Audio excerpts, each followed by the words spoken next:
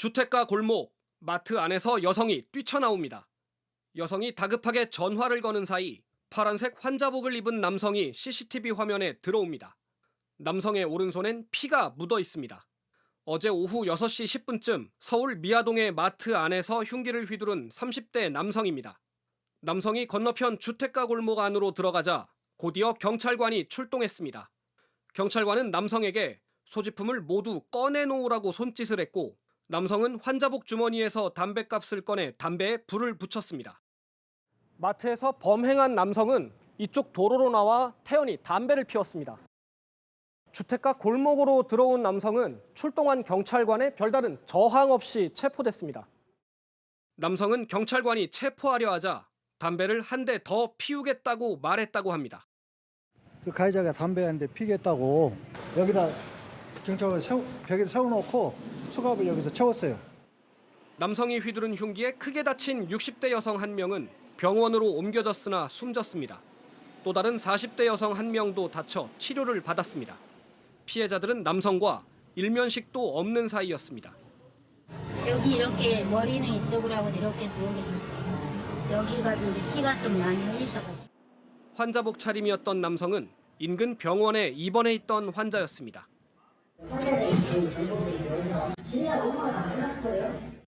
범행에 쓰인 흉기는 마트에서 판매하던 물건이었습니다.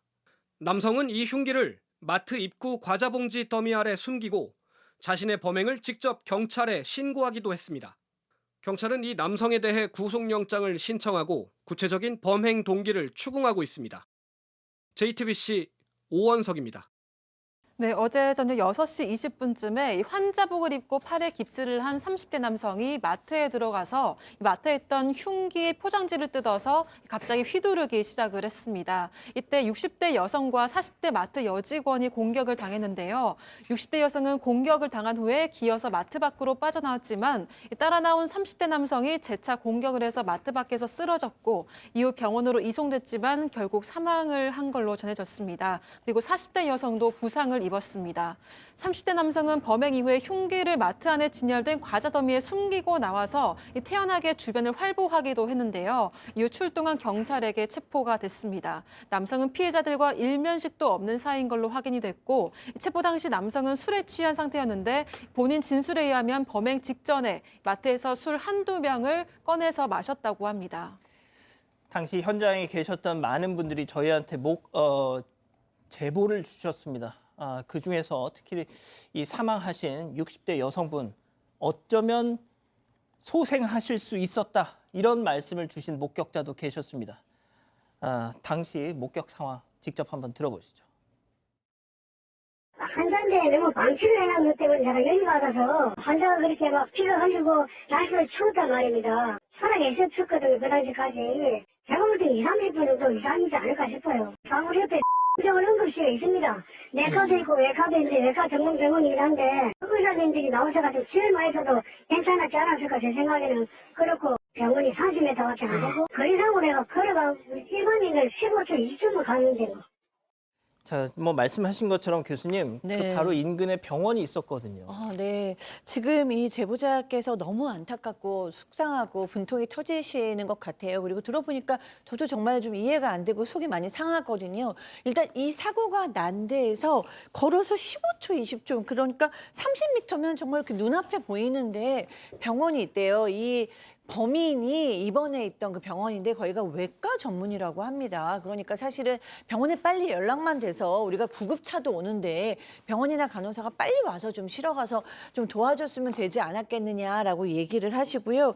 또 피해자가 피를 흘리고 있는데 날씨도 추웠는데 20분, 30분 그냥 길거리에 방치가 됐다라는 거예요. 더 놀라운 건 그때 옆에 경찰이 있었다는 겁니다. 이게 도저히 이해가 안 되신다고 했는데 저도 현장에 없었음에도 불구하고 이해는 지금 전혀 안 되거든요. 이 제보자께서는 이 마트도 자주 가셔서 이 부상당하신 분도 알고 있는 사이라 너무 충격도 크다라고 전하셨습니다.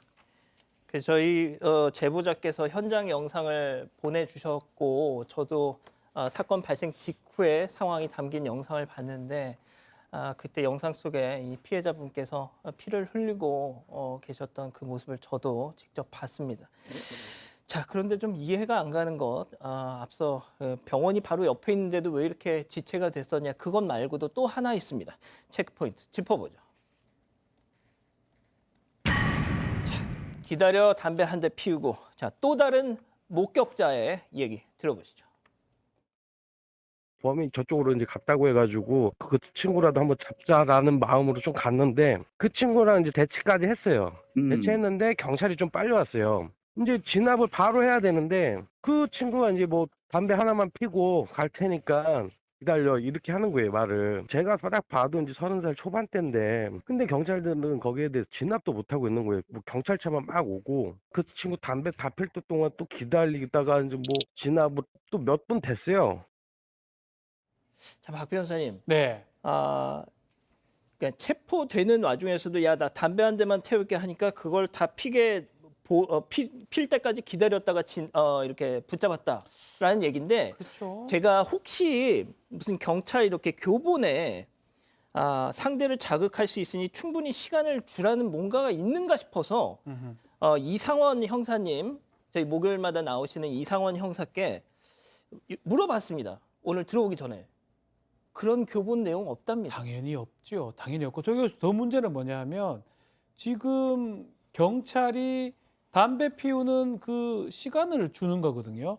더더군다나 지금 피해자는 좀 피를 좀 흘리고 있고 호흡이 가는 상황이고 또 옆에서 어르신들이 그런 얘기, 아니 테이저건을 쏘든지 뭔가 조치를 취해야 되지 않느냐 하는데 아마도 경찰도 왠지 당황한 모습이에요.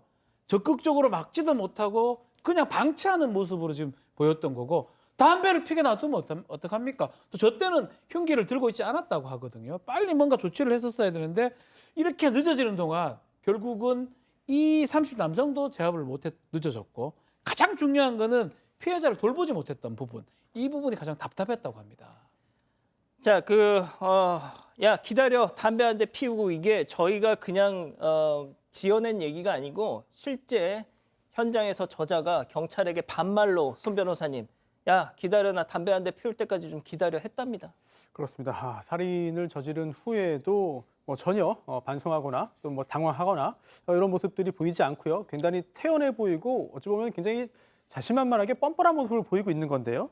당시 현장에 있던 그 카메라에 담긴 모습들을 보면은 범행 후에 또 저 장면 전입니다. 경찰이 오기 전에도 담배를 피우고 또 주변의 거리를 또 지금 화면에 나오고 있네요. 활보했습니다. 그리고 좀 전화를 거는 모습 보이잖아요. 저때 경찰에 신고를 한 거예요. 내가 사람 찔렀다. 이렇게 경찰에 신고를 했고요. 그리고 지금 저 전화기를 가지고 여러 가지 증거 자료를 찾기 위한 포렌식 작업을 진행하고 있는데 이제 전화기가 요즘에는 스마트폰이니까요. 통화 내역도 남습니다만 검색 기록도 남습니다. 그래서 검색을 무엇을 했는지 범행 관련된 게 있는지 찾고 있습니다만 아직까지는 범행과 관련된 그런 검색 내역이 나오지는 않은 것으로 전해지고 있고요.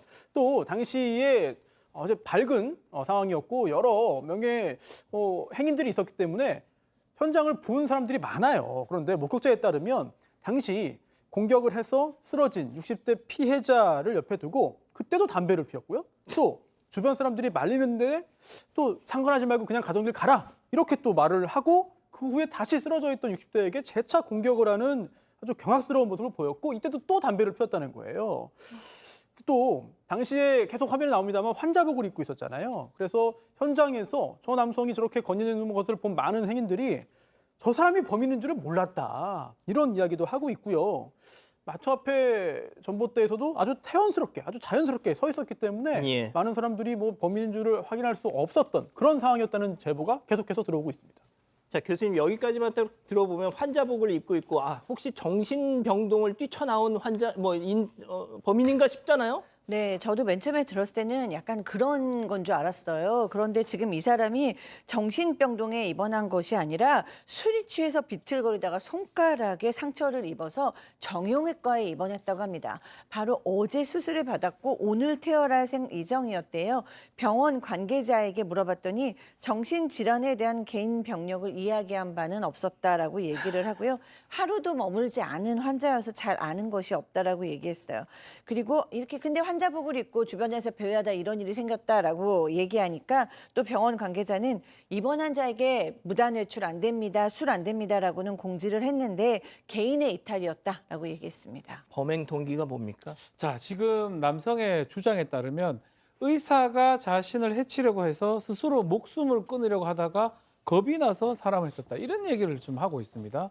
납득하기가 사실 어렵죠. 예. 그래서 뭔가 진술의 일관성 없다고 봐서 정신질환 여부를 좀 조사를 하고 있는데 또 약물 검사 같은 것도 하고 있다고 합니다. 일단은 살인 혐의가 되기 때문에 구속영장을 신청했고요. 내일 영장실질심사 진행될 예정입니다. 살인 전과는 없고 비슷한 동종 범죄가 아닌 다른 범죄도 있고 다만 이제 여성을 향해서 범죄를 한 건 아닌 것 같고요.